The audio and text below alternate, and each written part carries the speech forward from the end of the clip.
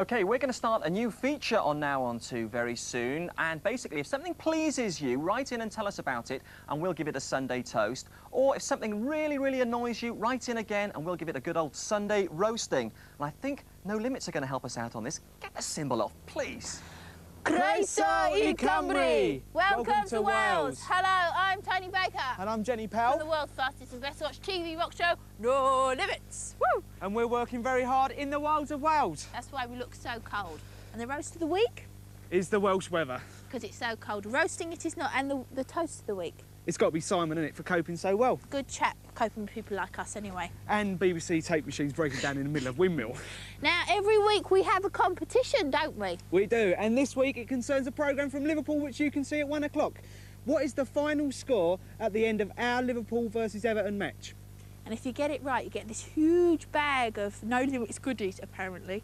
Put it on a postcard or a sealed envelope, please. And send it to No Limits, PO Box 27, Manchester. That was very good. Have you got the keys? Let's go. I thought you had them. No, I always lose them. That's why you always haven't. I feel a bit sheepish. I think I've just been thrown. The keys. Get the keys. Quick! I hate sheep! All right, then. Nice to have our crafty cockneys down in my home country of Wales. Lovely, lovely, lovely, and all that. A competition of our own a bit later on too, part 2 of our freeze frame. And also the address for the Sunday roast and Sunday toast will be given to you before the end of the programme. But now, it's Windmill. Will it stay on the air? I sincerely hope so.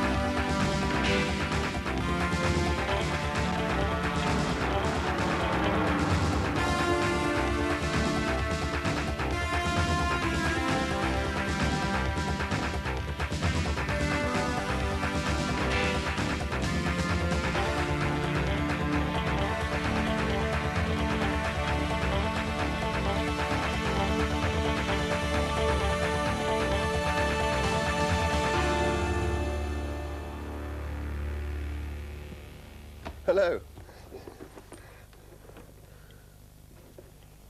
And welcome to Windmill, the programme in which we take a weekly whiz round the BBC's film and tape library. In today's outing, we replay clips about the spotty, snotty, enchanted world of childhood. Joyce Grenfell, for instance, will give us her view of nursery school. You're going to make a lovely half circle on the floor, aren't you? And then we'll tell our story together. Are you going to be all right there, Mrs. Binton? I think you'll get quite a good view. Thank you. Another story we shared was Ragtag and Bobtail. Willie Rushton discovers that even a bear of little brain can write poems. And then this came into his head suddenly. Here is a mystery about a little fir tree. Owl says it's his tree, and Kanga says it's her tree. We tell the serious story of school in the 50s, when conditions for some children hadn't changed for a century. And our star guest this week is Richard Stilgoe. So, let's begin at school, where children sit in neat rows, eager to learn from caring teachers. Don't they? In 1966, the Frost Report interviewed some children about their education. But they interviewed them after school hours. What, in fact, as it turns out, do you think that schools actually do for their pupils? Keeps you off the streets. Might make you a bit brainier, but then making you brainier makes you sadder. What do you think of teachers? Well, they're like the wind, they change. One day they're like you, next day they don't. Well, they're very, very strict. And I hate them. What do you call your teachers? Toffee nose, all names we can think of. Killer. Passion flower or sex pot. Father Christmas. Fish face. Odd socks. Goggle eyes. Hoppity for Howard, because he always walks like that. Lollipop. Because she's got a big head and little body. Do you think schools teach you anything that isn't going to be much use later on? Old-fashioned maths, because by the time we leave school, it'll be the decimals and everything. What do we learn all that for? Even if you're in a grammar school and you want to be a lawyer, they teach you how to make little baskets to put the tea in. I'm not going to write the Bible. You know, I'm not going to be a reverend. No, oh no, not a nun. Why are you not going to be a nun? I don't like the uniform. We'll have another choice moment from that programme in a couple of minutes. Now, another of our gems from soon after the war. In 1949, there were only about 130,000 television sets. TV was still an expensive novelty. It cost 80 or 90 pounds to buy one, but that was a lot when people only earned about 8 pounds a week. Well, the equivalent now would be well over 1,000 pounds for a set, and no renting. So there were no raised eyebrows when television newsreel ran a film about Mater and Pater saying goodbye to their gilded offspring as they hopped on the train with their jolly hockey sticks and went back to boarding school. After the carefree outdoor lessons of the ski school, learning in England seemed a dull business when, on Friday, the specials were leaving with youngsters returning to school after the Christmas holidays.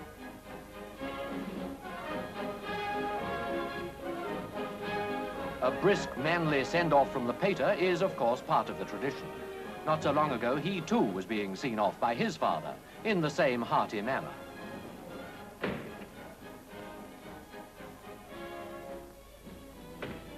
The girls were going back too, in trains of their own, and without quite so much fuss.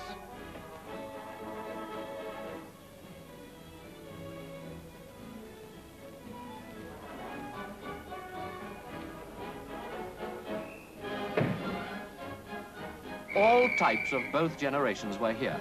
The pushful little chap bound to get on, the one who believes his best friend is his dog, the fondest of mothers who will fuss, and Daddy still at it.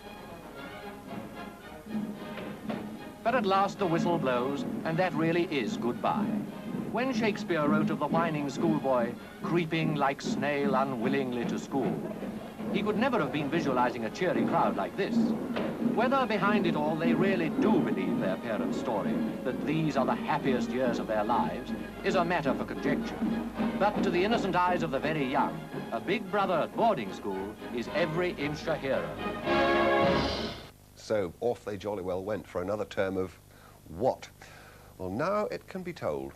Michael Palin made a series in the 70s called Ripping Yarns. The first one was a celebration of the traditional public schools which populated the British Empire with self-assured, natural leaders of men, or arrogant pigs, depending on your point of view.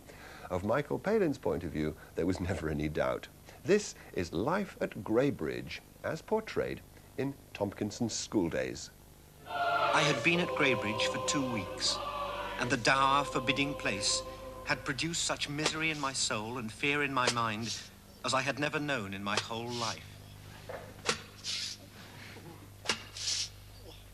Everything about the place seemed designed to crush the soul and break down any reserve of pride I ever had. Thank you, Foster. Yes, Chris. Beating the headmaster was just one of those ghastly chores which produced such depression within me.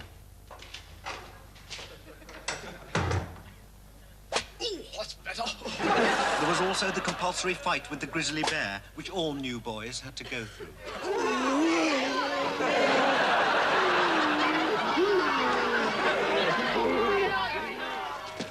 How I longed to be able to hop like the second-year boys, and not to have to ask permission to breathe out after 10:30. And how I dreaded, as we all did, the sight of Grayson, the school bully. He had twice won the public school's bullying cup, and last year beat the extraordinarily vicious Ackroyd of Charterhouse at a kick-in of fags at the Hurlingham Club. Say, sorry, Grayson. You called me school bully. You miserable little tick. Great, go for it, school bully. Played by Ian Ogilvy, you notice. It's easy to forget, though, that underneath the rules and regulations, the correct behaviour, there's a human heart beating. Even teachers have feelings, believe it or not. John Cleese and Sheila Stiefel played the school teachers in this touching scene from The Frost Report. I love you, Linda. No, no, please, Vernon. We must retain some sense of propriety. Damn your bourgeois sense of propriety. Can't you see that your inhibitions are just the product of this repressive environment? Oh, Vernon, you make it sound so wonderfully simple. Good God, Linda. Can't you forget just for once that you're a schoolmarm? All right, then, Vernon, I will. All right, class, get on with your work.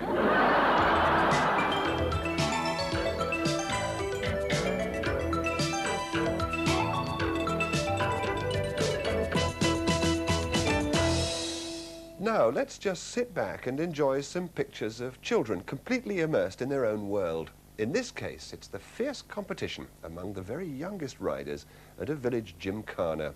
It comes from Horses Galore.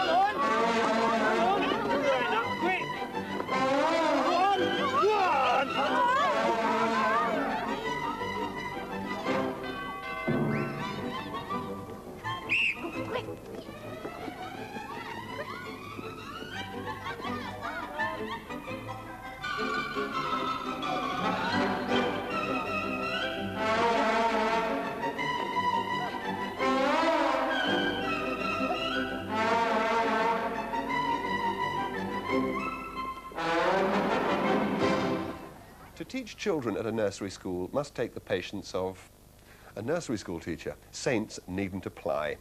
And when a parent comes to watch, well, the whole picture comes to life in the hands of Joyce Grenfell, much loved for her gentle satire of English life. Here she is, all on her own, in her most famous sketch, Story Time. It's this week's comedy classic.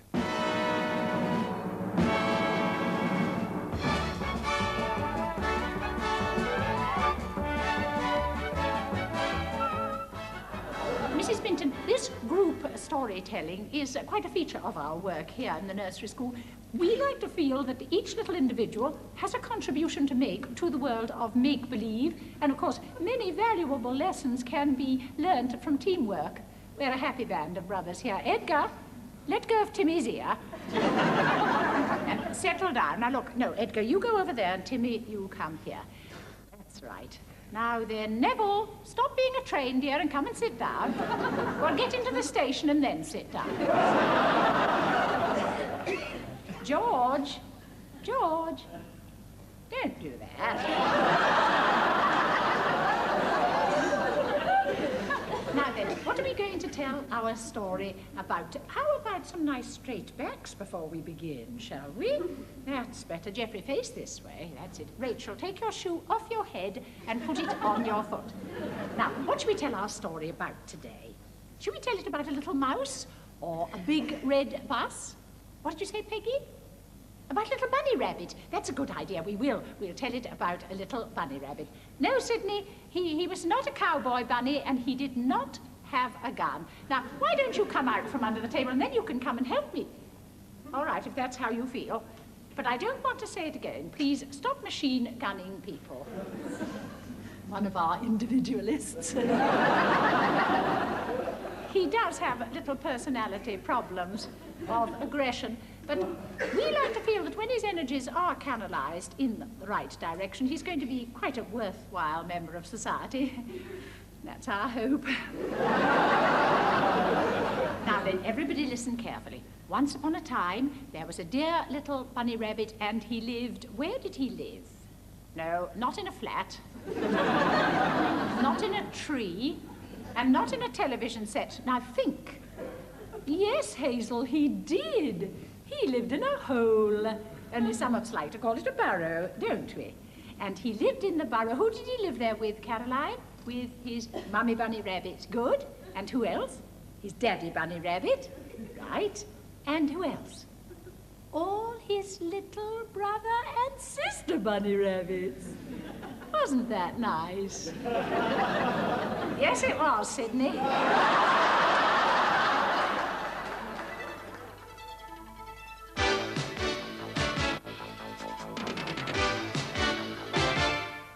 OBs stands for outside broadcasts, and in the 50s they were a big attraction. The power television has to take you to places you couldn't otherwise go is routine now. But then, even a football match was a big event. But to go behind closed doors to places where the public would never be allowed, that was where television in those days really scored. Richard Dimbleby, with due reverence and awe, took viewers to a public school, Marlborough, for a peek at a private meeting. And it wasn't filmed or edited, it was live on the 2nd of December, 1954. We can perhaps illustrate responsibility by taking you, or rather going together as very privileged guests to a meeting to which nobody, not even a master here, is normally admitted, and that is the senior prefect's meeting held in his room by Christopher Hogg, who is 18, the head boy, and carries a great deal on his shoulders. Now he's holding a meeting, or about to hold a meeting in his own room, and we're going there to see what happens.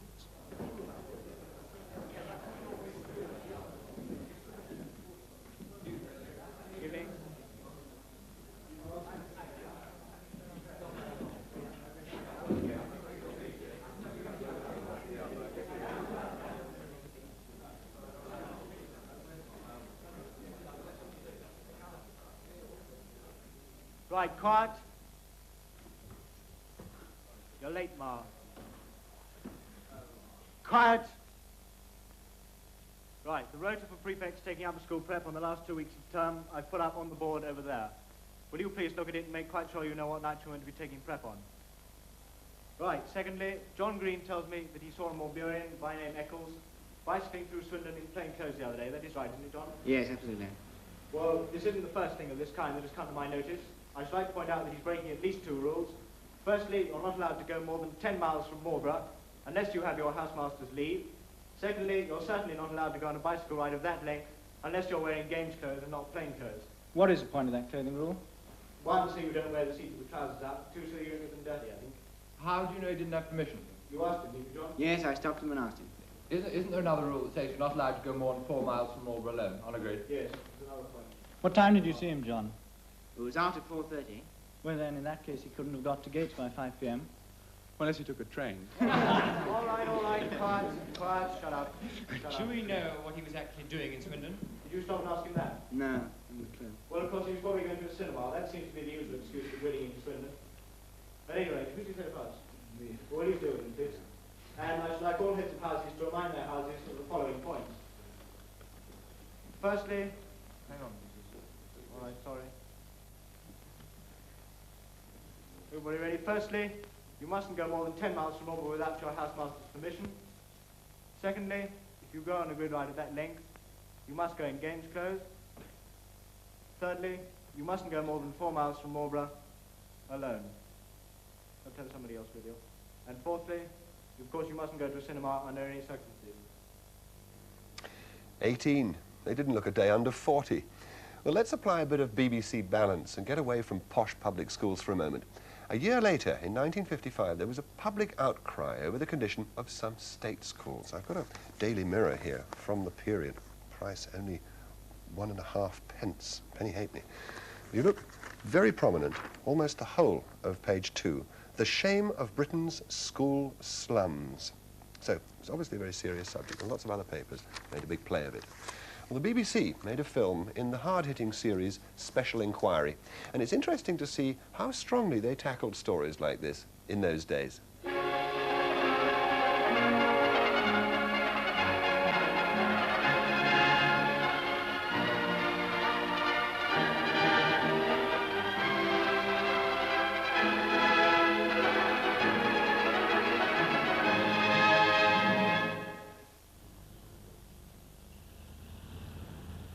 Despite all our new schools, there are still many places where accommodation is so inadequate that classes have to be taken to requisition buildings away from the school itself.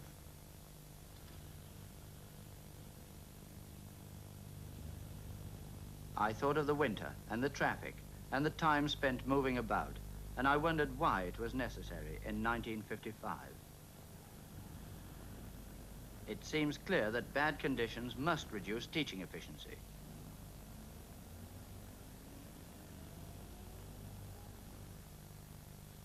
What, in fact, does the teacher think? I'm headmaster of a country school, about 120 years old, with approximately 70 children, age range 5 to 13. The conditions in my school are very bad. For instance, the playground, consisting of mud and gravel, is in very bad condition. The lighting's poor. I have 2 classes in one room, separated by a flimsy partition. And also, in that room, we have a boiler fed by coke, which often gives off sulfur fumes, which can be very overcoming at times. I've seen many classrooms where the only lighting is a naked bulb, burning continually in winter. I noticed that in some places, the reflection from the bulb made it impossible to read the blackboard, and I wondered how it must affect the education of these children. I saw windows that seemed big enough and bright enough, until I realized that they still left parts of the room in half darkness. The result, eye strain, headaches, and general bad temper. What does equality of opportunity mean to these children? In many of our old schools, you can still see 2 classes in one room, separated by a small partition that is anything but noise-proof. Is it fair that our children should be taught under conditions like this? Is it efficient? Sheep farms. In the North Temperate Zone, we have the rich. Light, noise, and heating. On several days last January, the temperature of this school never rose above freezing point. I saw many schools in which an open fire was the only form of heating, and I heard many examples of how hard it was for the children to write properly in a cold room. Are these conditions really necessary in Britain's schools in 1955? And he took them in his arms and blessed them, laying his hands upon them. Sanitation and washing facilities. How can we hope to teach cleanliness and hygiene when so many schools are so badly equipped? Here there are 2 wash bowls to be shared by 200 children. I repeat, 200 children, 2 wash bowls. Special Inquiry. From children and politics to a far happier aspect of childhood. This is one of those before your very eyes films. See how quickly you can twig what's going on.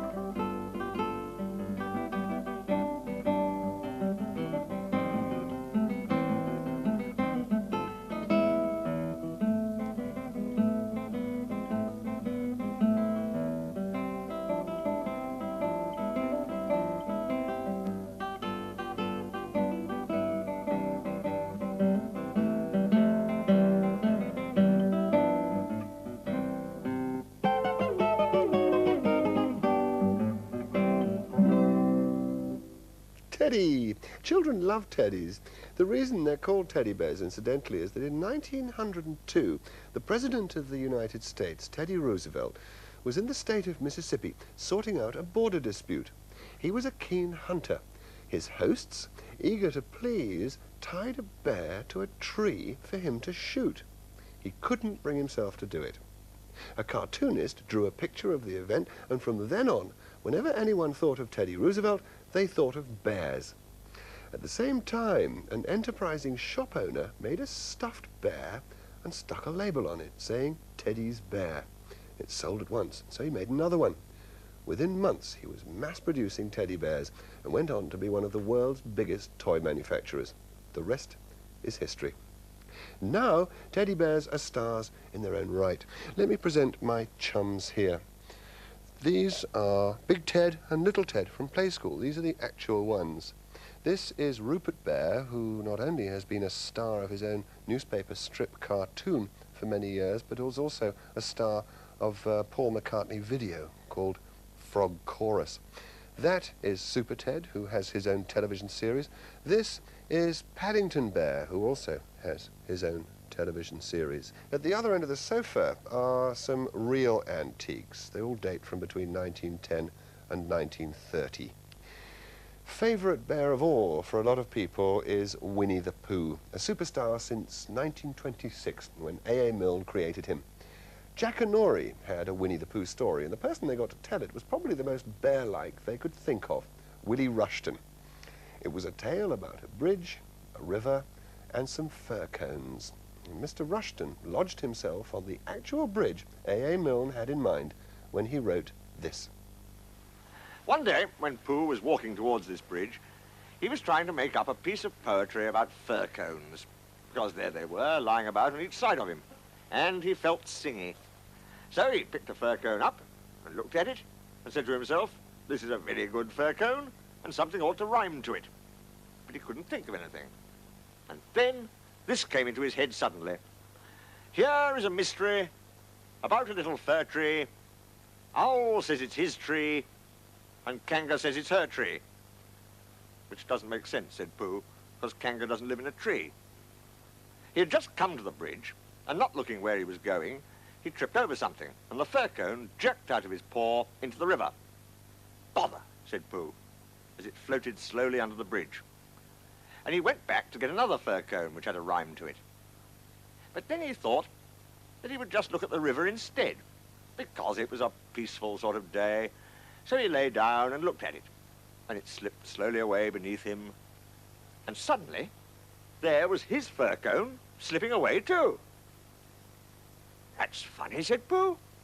I dropped it on the other side, said Pooh, and it came out on this side. I wonder if it would do it again. And he went back for some more fir cones. It did. It kept on doing it. Then he dropped two in at once and leant over the bridge to see which of them would come out first. And one of them did. But as they were both the same size, he didn't know if it was the one which he wanted to win or the other one. So the next time, he dropped one big one and one little one. And the big one came out first, which is what he had said it would do, and the little one came out last, which is what he had said it would be. So he'd won twice. And when he went home for tea, he had won 36 and lost 28, which meant that he had, well, you take 28 from 36. And that's what he was, instead of the other way round. And that's how the game of Pooh Sticks was invented.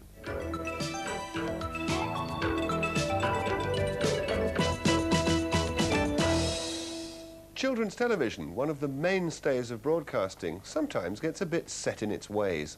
Why shouldn't it? If you find a good formula, stick to it. Why change the program when the audience is changing with every new generation? Blue Peter is the classic, 27 years old and still going strong. Of course, it's wide open to send-ups. Not the 9 o'clock news did one. You can use absolutely any kind of any kind of paper for this. You can use an old Radio Times, for instance. This Radio Times. Just any old bit of paper. And I'm just folding, you see, like this. Folding it again over. It's very, very simple. It's very, very simple. It's an ancient Japanese art dating from centuries ago. Now, if I make a tear like this, and another tear like that. Now, you can do this on your own, but if there are two of you, then it probably will help. I'll get hold of it. Now, we just have a pull there. That's it.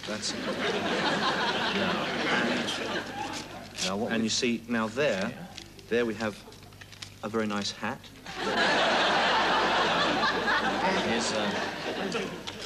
Here's a little bracelet. And here we have a nice pair of earrings. And of course, a moustache.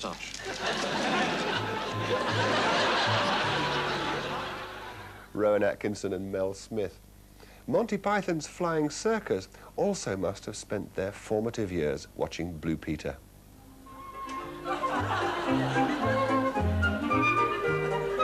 Hello. Well, last week we showed you how to become a gynecologist. This week on How to Do It, we're going to show you how to play the flute, how to split an atom, how to construct a box girder bridge, how to irrigate the Sahara Desert and make vast new areas of land cultivatable. But first, here's Jackie to tell you all how to rid the world of all known diseases. Hello, Alan. Hello, Jackie. Well, first of all, become a doctor and discover a marvellous cure for something. And then when the medical profession really starts to take notice of you, you can jolly well tell them what to do and make sure they get everything right so there'll never be any diseases ever again. Thanks, Jackie. Great idea. How to play the flute? Well, here we are. You blow there and you move your fingers up and down here. Great, Alan. Well, next week we'll be showing you how black and white people can live together in peace and harmony. Yes. And Alan will be over in Moscow showing us how to reconcile the Russians and the Chinese. So, until next week, cheerio. Bye. Bye. Bye-bye.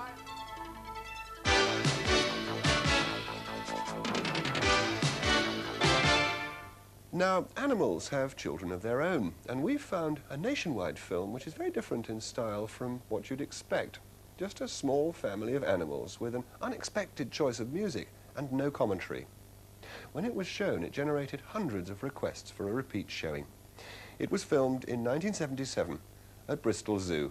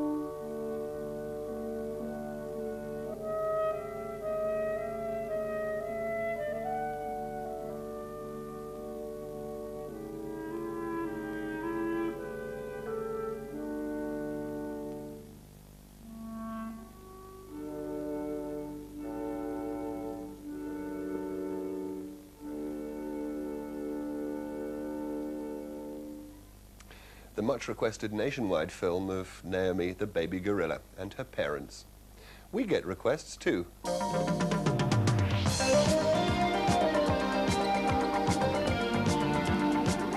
And it's surprising how many come from people who want to see childhood favourites again, like Mr. Pastry, the character created by Richard Hearn. He was the first TV star to have his own series and his own signature tune, Pop Goes the Weasel. Well, we found a rare bit of film of Mr. Pastry at the circus. It was shot without sound. The rather crude audience effects were added afterwards.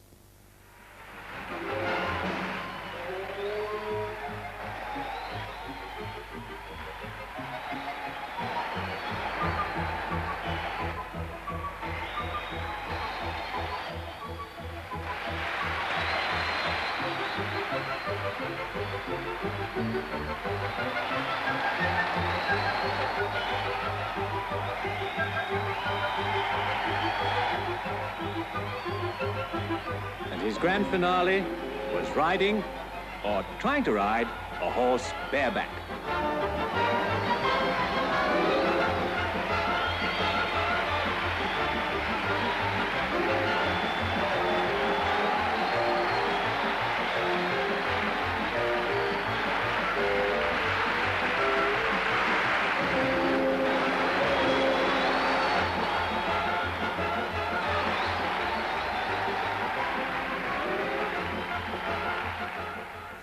We've also had a lot of letters asking for the Clangers. It's a kind of science fiction series for small children, and they have a distinctive way of talking to each other. Sounds a bit like this.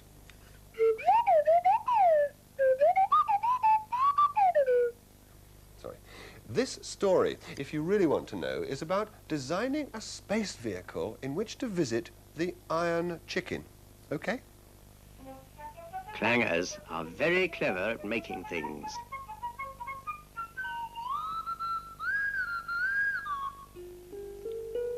Ah, it's a sort of helicopter.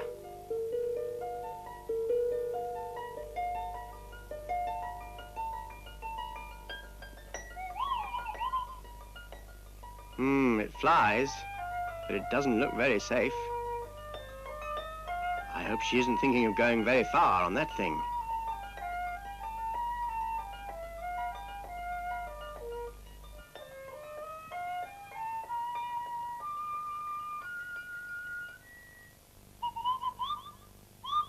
It's broken. Look, the notes have come adrift. Poor tiny clanger is floating in space. Poor tiny clanger. What can they do? Oh, what can they do? Ah, the Iron Chicken has seen her. The chicken will know what to do.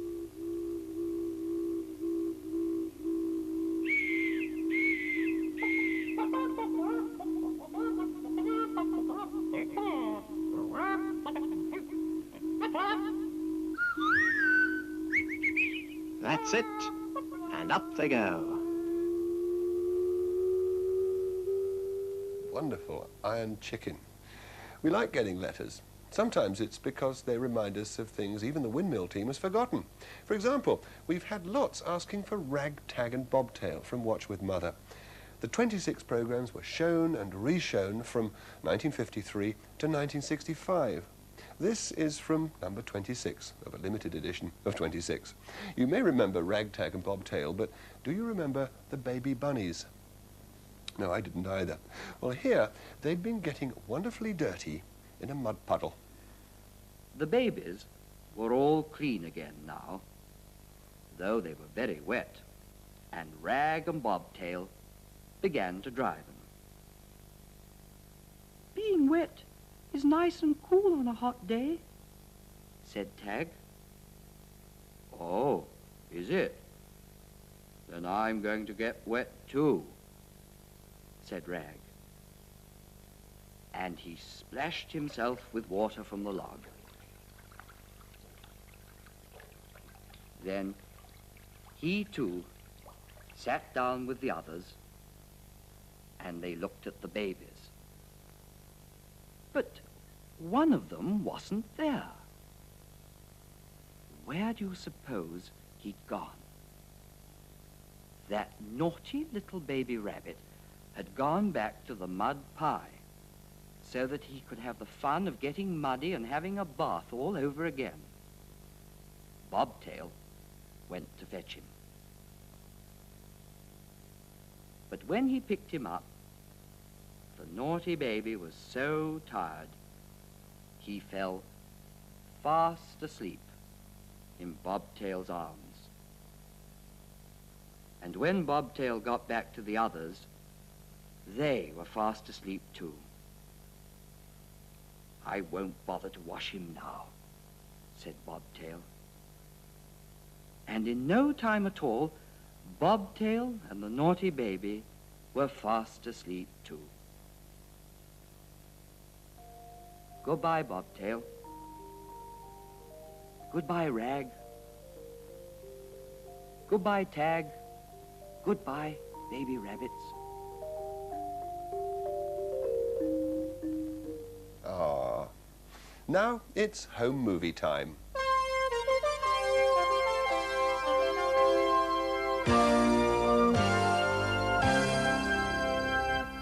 And we dive back once again to the 20s and 30s in the company of John Julius Norwich, and the series consisting entirely of old home movies, Everybody's Doing It. They celebrated childhood with clips of what must be the favourite subject of every budding David Putnam. Jeepers, creepers, where'd you get those peepers? Jeepers, creepers, where'd you get those eyes? Gosh, oh, get up, how'd they get so lit up? Gosh, oh, get up, how'd they get that size? Golly gee, when you turn those heaters on, woe is me. Got to put my cheaters on. Jeepers, creepers, where'd you get those peepers?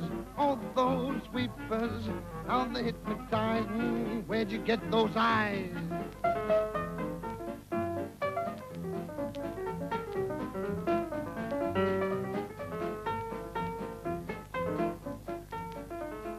And then the kissing, one of the greatest of all the occupational hazards of babyhood.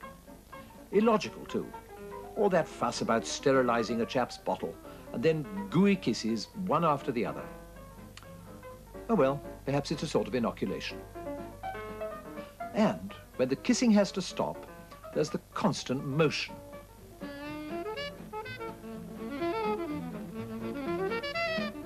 The bouncing, the dandling, the rider-cock horsing around.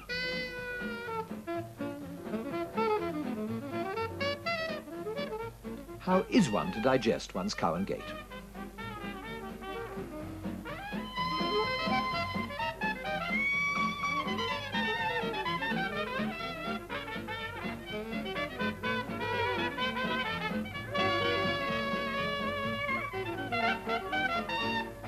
Everybody's Doing It from 1980. Now it's time to meet our guest on Windmill for this week.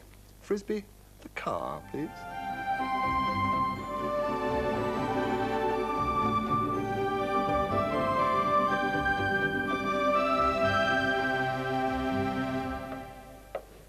We'd like to apologise to it. We'd like to apologise to all of you doing Higher Mathematics Year 3 course who were expecting to see your program as usual at 6:48. This program will now be shown 25 minutes later at 9 minutes past 8.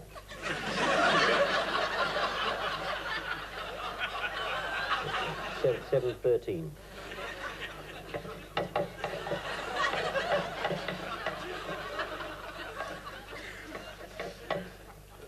Yes. In case you didn't recognise the face behind the long beard, is not a maths teacher at all. He's a singer, comedian, songwriter and musician.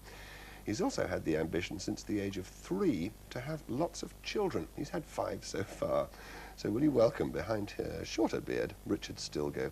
Hello. Richard, how did that marvellous Open University joke come about? Well, out of my career as a maths teacher. I was a maths teacher for one term. Were you once. really? Yes, I was. Now, that came about... As good as him? What? Counting on Nowhere your near fingers. as good as him. I did a series at 6 o'clock in the evening for BBC2 at a time when always at 6 o'clock in the evening on BBC2 there was the Open University. And so that people didn't get too worried, we thought we ought to start with a bit of the Open University to sort of let them in gently. And that's what the Open University used to look like then. It's better now. Now, I rather suspect that of the many things you've turned your hand to, music is the one you like best. Now, does music go back a long way in your life? Yes, you're right that it's the one I like best, and it's the one I'd like to be good at, and I'm still sort of working at. It does go back a long way, I suppose, to my granny, who used to come and see us and sit down at the piano, and whatever you hummed to her, she could play. She was a church organist, and church organists always have to be able to fill in because the bride's late, so they're always good at making up tunes. And I thought that was a frightfully clever thing to be able to do, because you could sing her what was #1 in the top 10 then, and she could play it. And so I started out sort of trying to learn how to do that. And thanks to the work of Miss Cox, who taught me the piano when I was 7, I was big and jolly and didn't hit me on the back of the hand when I played the notes wrong, I managed to keep going. What childhood memories have you got of television? Well, like a lot of people, I know, I wasn't allowed to have television, and I had to get on my bike and cycle a mile over the top of the hill to my friend Gordon Jamison's house in Liverpool. Why weren't you allowed television? My parents thought it would rot my brain, which it since has. You've got one now. At that time it hadn't. And it was a very good test, actually, because you only bothered to cycle all that way if it was a program you really wanted to see. And you had to see the program because all the other kids in the playground talked about was what had been on television last night. What were they? What were those programs? Muffin the Mule to begin with. I suppose mostly, the one I remember most is the Quatermass Experiment, which was still, I think, one of the real gems. I remember that. Very frightening. Very exciting, yes. Yes. And you had to watch most of it from behind the sofa so that you could hide. Very far from nightmares was Billy Bunter part of that Used to enjoy those, yes. Jolly things. It was strange because I wasn't at the sort of school that Billy Bunter was at, as weren't most of the people who bought the books or watched the programs. But we all had this great fascination with these, the way they were so horrible to this fat boy who had the same sort of appetite as most of the viewers. What has the esteemed and idiotic Bunter done now? Well, somebody snooped a bag of toffees from my study. Who could that have been? Oh, Bunter, of course. Exactly, and it's about time he had a lesson about pinching food. But I'm going to catch him in the act before I give him the works. Well, how are you going to do it? Well, suppose you left that bag of donuts on the table, Yes. and suppose Bunter just happened to hear of it. He'd be up like a shot, right? There's not much doubt about that. Well, that's our plan, then. Leave the donuts on the table, let Bunter hear of it, and I'll be parked behind that armchair with this big square. That's a jolly good idea, Bob. Okay, off you go, then. Right. Okay. I don't think I'll have to wait long once Bunter's heard about the donuts.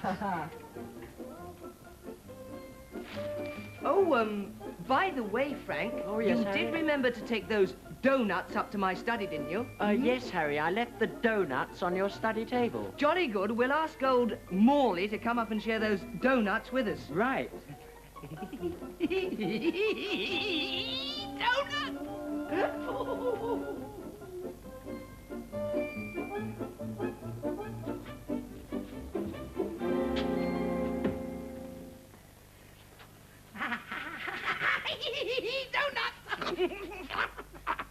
Bunter! What do you think you're doing? Look, I'm all covered in ink! Can you imagine if you sent in that script nowadays to the BBC and said, we want to do this series where these 6 boys are really horrible to the fat boy, and we have an Indian boy in it who they all call Inky, and they're even more horrible to him, Yes. and we think this is a great idea as a way of telling children the way to behave. Subtle stuff, isn't it? Oh, dear, yes. Was your school anything like that? No, but I suppose I got bullied the same way that Bunter got. I think everybody who ever watched Billy Bunter actually identified with Bunter and saw him as the hero. And it was a man called Gerald Campion who played it, and it was his great role. Was your childhood at school a happy one then, or an unhappy one, do you think, on balance? Not to begin with, no. I was a small, noisy child, and so I got duffed up a lot. And as a result, I became a sort of school clown. Now, you were to guess we're a large, noisy child, and so you felt you stuck out like a sore thumb as well, so you became school clown as well. Quite possibly, Which is why everybody in show business is either 5'0" or 7 feet tall, as they are. It wasn't very happy until I was about 16, when I left school in Liverpool and went to a school down south for the last sort of 4 terms to do A-levels and things. That was quite nice. They were quite nice and kind there. And I played cricket there and enjoyed that. Did you get whacked? Yes, lots. Only at the first school. 16 strokes, each one of which I can still feel, and which I think were awful. Dreadful thing to do to a small boy, especially me. Whacking was the raison d'etre of Jimmy Edwards in his starring role as the headmaster. Wacko, Do you remember yes, that which television was it series? Muir and Norden who wrote it? Yes. Yes. I did see that. I used to enjoy that very much because it made out teachers to be complete idiots, and so that was very cheerful for me to watch at that age. Headmaster, couldn't you get one of the younger masters to do it? No, I couldn't. You've been advertised. And if you're going to teach it, you've got to learn to do it yourself. But it's so difficult. Well, you've only got to get one, just stay one lesson ahead of the class, like I do in algebra. Now, show me your stance again. Oliver. I don't know where. Now, this is what's going to help you out of your difficulties. Now, have a look at this. Oh, isn't that pretty? Is that for the landing? It isn't wallpaper. It's the easy way dancing chart. See where it says start? Yes. And there's all the feet and the numbers, 1, 2, 3, 4, 5, 6. You go there from there to there, see? Oh, that's so simple. That makes all the difference. Now, let's have a try. Now, I'll start music, and I'll tell you when to start. Now. Slow. Slow. Clear the floor. Up and about like a kangaroo. Move your feet one at a time. Left, right, like that, left, right. I see. Left, right. Yes, of course, that does make a difference, but I find it so difficult all on one's own, Headmaster. If only I had a partner. Oh, very well. Oh, thank you, Headmaster. Now, then we'll try it without music. Now, eyes on the chart. Are you ready? 1, 2, go. Slow. What are you doing? Well, my next feet are over there, Headmaster. Break. Clear the floor. Jimmy Edwards and Arthur Howard in Wacko. I know why you chose that clip. Why? To remind you of the great day when you had to learn ballroom dancing, wasn't it? Yes, I just wanted to prove that somebody was worse at it than I was. There was a very memorable line in that. Jimmy Edwards saying, stay one lesson ahead of them like I do in algebra. Yes, I only had one term as a teacher, and it's how it's done. Is it really? Yes, I taught French for a term by being one chapter ahead of the boys. The secret's out, now it can be told. Did your teachers at school have nicknames? Some of them nicer than others. It was always rather sad that, there was one who was called Blog, and we all hated him, and he thought he was called Sandy. And he used to say, I know what you think old Sandy's thinking, don't you? And we never called him Sandy. I always felt terribly sorry that we ought to sort of... You never put him out of his misery. That's very cruel, very cruel. I suppose you and I are of an age, so neither of us were evacuated during the war. It's something that happened to a lot of children, to get them away from dangerous areas and stop them getting bombed, was to send them off to the country somewhere. You didn't go through that? No, I was 2 at the end of the war, and I do remember going down to the cellars as the bombers came over, and I do remember the great crump happening outside the house, and the great crater in the field round the back of the house at the end of it. But I would rather have gone through that, I think, than having a strange man take me off on a strange train to a strange place and knock on a few doors and say, anybody want this one? And it's at the heart of Jack Rosenthal's marvellous play called The Evacuees, which won BAFTA Award and Emmy Award and lots of other awards. Justifiably, it's a fabulous play. And it's all about Manchester children being evacuated to Blackpool. Are they clean? Oh, yes, madam. We have to evacuate the cleaners first by Act of Parliament. What? They're all very clean. Go on, then. I'll try one. Thank you, madam. Which?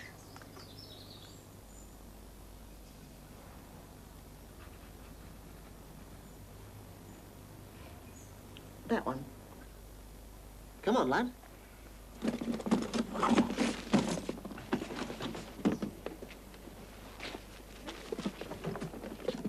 Come on, lad.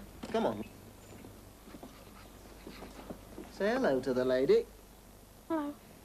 This is Cyril Winkler. That's a funny name, isn't it? Say yes. Yes. Got a tide mark as well, haven't you?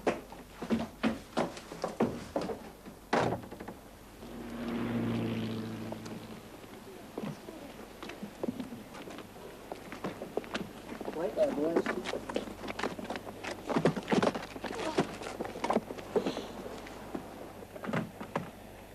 I hate being evacuated. It stinks. It's worse than being bedded up to your neck by fuzzy wuzzes in the desert so the ants get you. What's next word? There isn't one. What if the Clayman in Flash Gordon gets you? The Miller boys, come here. Thanks, okay.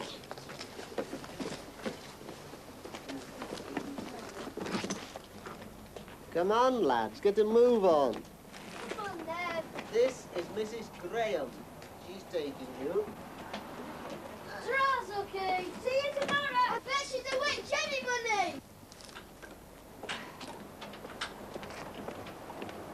Come on, hop along, Cassidy. There's no houses left. Thousands. Please, sir, can I go home back to Manchester? No. Oh, sir, I've got a headache in my leg. It's a wonderful ear for child's dialogue that Jack Rosenthal has. That I've got a headache in my leg. Yeah. It's just the sort of thing you used to say when you were that age. Brilliant, isn't it? Yeah. I think looking at that, I'm very glad that I went down in the cellar and listened to the bombs falling, rather than going off and knocking on Blackpool landladies' doors. I'll say. Well, Richard Stilgoe, it's been a real pleasure having you as our guest on Windmill. Thanks for joining us. Great fun. Lovely to see all those again.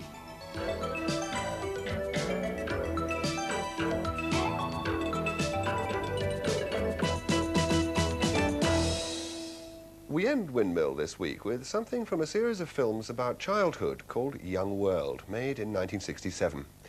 This clip from the one called Child's Play was directed by Richard Broad, filmed by cameraman Eddie Best, and edited by Arthur Solomon. I mention those names because it's a classic example of the way television can sometimes dazzle you with the simplest of subjects. A sensitive combination of pictures, words and music puts this film among the best of its kind. From Windmill, till next time, goodbye.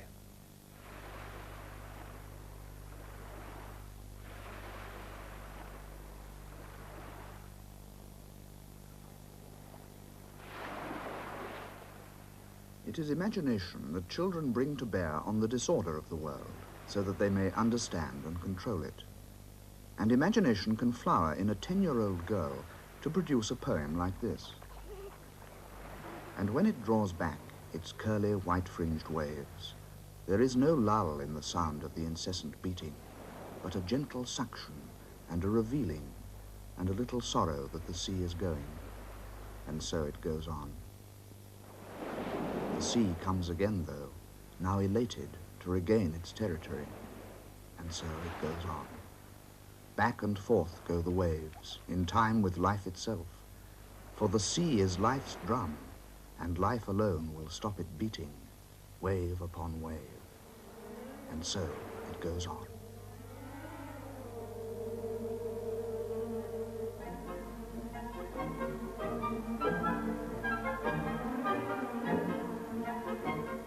Most adults soon lose a child's power of clear perception and unforced fantasy.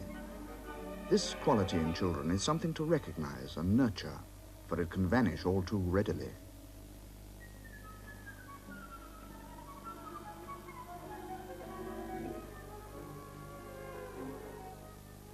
Poets have rightly celebrated the eye of childhood as possessing what seems an almost mystical insight into the real nature of things. Is it not strange that a child should inherit the whole world and see those mysteries which the books of the learned never unfold?